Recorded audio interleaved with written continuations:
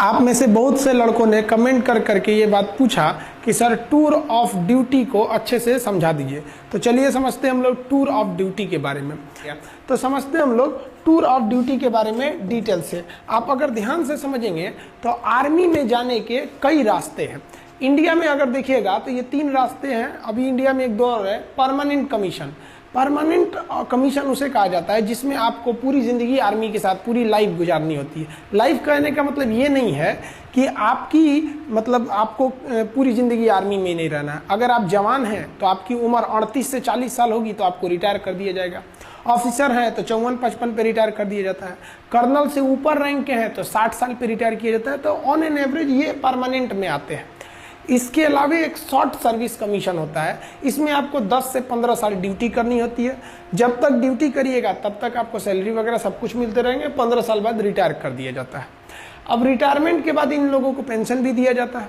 अब आर्मी जो नया प्लान कर रही है वो टूर ऑफ ड्यूटी ये 3 साल के लिए होगा।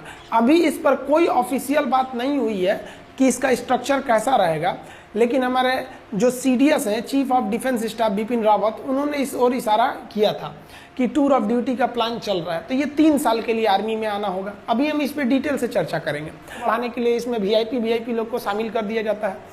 अब मेन जो है वो हमारी बात चल रही है किस पर, टूर ऑफ आर्मी पर, टूर ऑफ ड्यूटी पर। इसके तहत केवल 3 साल के लिए लाया जाएगा। अब आप कहिएगा कि सर 3 साल में फ़ायदा क्या हो। देखिए, मान लीजिए अगर इस साल 1000 लोगों को भर्ती किए, फिर अगले साल 1000 लोग, फिर अगले साल 1000 लोग, 3 साल में हमारे पास कितने हो गए, 3000। अब अगले साल तो जो पहले आए थे वो तो रिटायर होंगे, फिर 3000 आ जाएंगे। तो इस तरह से हमारे पास हमेशा एक रेगुलर आर्मी बनी रहेगी। और ये आर्मी को हमें क्या नहीं देना पड़ेगा, पेंशन भी नहीं देना पड़ेगा। अभी हम पेंशन पे आएंगे, चर्चा करेंगे। अब थोड़ा सा हम आगे समझते हैं टूर ऑफ ड्यूटी में। ध्यान से समझिए, इस टूर ऑफ ड्यूटी के बारे में समझिए। ये एक तरह का इंटर्नशिप है। इंटर्नशिप क्या होता है कि आपको किसी खास काम के लिए और खास फिक्स समय के लिए जब बुलाया जाता है तो उसे इंटर्नशिप कहते हैं। इससे सेना हमेशा जवान रहेगी, यंग रहेगी। जैसे मान लिया कि हमने 1 साल के लिए 1 लाख लोगों को किस में भर्ती किया, टूर ऑफ ड्यूटी में। इस साल भर्ती किया, फिर अगले साल 1 लाख को भर्ती कर लेंगे, फिर अगले साल 1 लाख को कर लेंगे, यानी 3 लाख हमारे पास आ गए सब। फिर अगले साल इधर 1 लाख को रिटायर करेंगे तो फिर 1 लाख को भर्ती भी तो कर लेंगे। और जिसको हम रिटायर किए उसको तो पेंशन देना नहीं है कि भैया हम 3 साल ड्यूटी कराए हैं। अब ध्यान से समझिएगा जी, ऐसे करके हमारे पास 3 लाख का स्टॉक बचा। और ये 3 लाख की जो आर्मी है एकदम यंग है। 18 साल के लड़कों को भर्ती करेंगे, 18, 19, 20, 21। तो ये 3 साल का, 18 से 21 साल का, 18 से 21 साल के लड़कों को शादियों भी यहाँ नहीं हुआ रहता है, एकदम यंग गर्म खून रहता है। अब बॉर्डर के फ्रंट लाइन पे खड़ा करेंगे ना, देशभक्ति राष्ट्रवाद तो कूट कूट के भरा है, समझ में। अब जैसे कोई परिवार वाला आदमी है, सेना हमारे हर उम्र के जवान बहादुरी से लड़ते हैं, लेकिन जो 40-50 साल एज हो गया उनकी जिम्मेदारियां हैं, उनके बाल बच्चे हैं, वो भी इंसान हैं, वो भी हमारे लिए लड़ते हैं। तो एक उनके ऊपर जिम्मेदारी है। एक वो जो नया नया छोड़ा जाता है, इसमें कोई जिम्मेदारी नहीं, ना आगे ना अपना पीछे पगा, गोली चलाया रे तुम हम पे, एक वो चलाएगा हमसे चुरा बम मार देंगे यहाँ पे।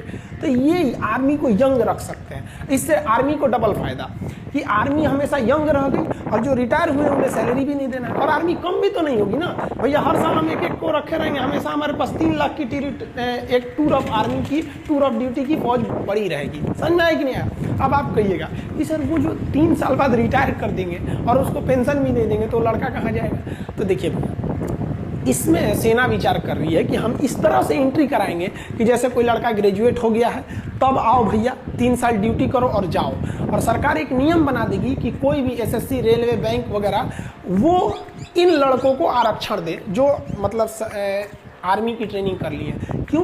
क्योंकि इनके अंदर एक डिसिप्लिन आज होती है। आपका बढ़िया बढ़िया ब्रांड, जो हज़ारों रुपए के आप जो ब्रांड पहनते हैं ना, उस ब्रांड की कोई कीमत नहीं है अगर आपके बगल में कोई बंदा वर्दी पहन के इंडियन आर्मी का उस पर लोगो बना हो, पहन के खड़ा हो जाए तो सारा आपका ब्रांड बर्बाद हो गया उस आर्मी के वर्दी के बाद। तो एक वर्दी भी मिलेगी, रैंक भी मिलेगी, सैलरी भी मिलेगी।